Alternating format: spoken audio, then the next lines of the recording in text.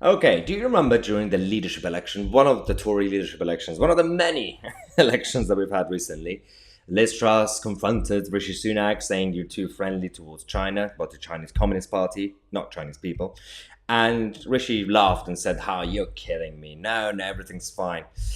Well, some stuff is happening right now in Downing Street because the Tories are split on the issue of China because the Prime Minister has done a whoopsie again. So when it was asked, and he was talking about China and China's Communist Party, he he accidentally said something wrong and he corrected himself.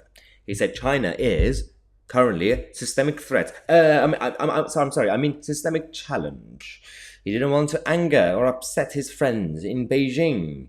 I wonder why. I wonder why. But Ian Duncan Smith has decided to hit back at Rishi Sunak by saying that what more evidence does Rishi Sunak need that they are threatening our very values and the way we live our lives?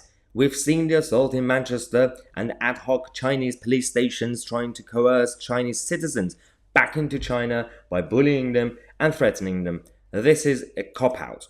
The saddest part of this is that President Xi, yeah, he will see this and well turn as a sign of weakness by our Prime Minister.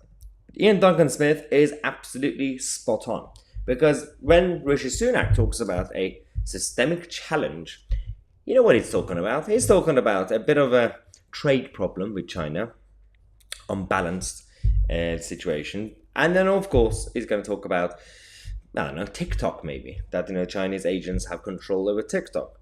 He's not talking about the real problems. He's not talking about the secret police stations, as IDS said, that are operating around the country and in America and in Canada, a number of other places, France. He's not talking about the issues that we're currently facing with the infiltration of the CCP agents in the City of London and in our university campuses and other places that are affecting our cultural institutions and are affecting our divisive rhetoric. They created this divisive rhetoric because they like to stir the pot.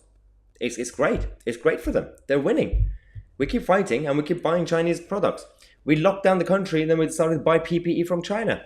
So, I mean, this is a serious problem. Yet Rishi Sunak doesn't want to offend the Chinese Communist Party. He doesn't want to offend President Xi. So he says, "Oh, I'm sorry, all I meant was a systemic challenge." Well, what does that even mean? It means nothing. Systemic challenge.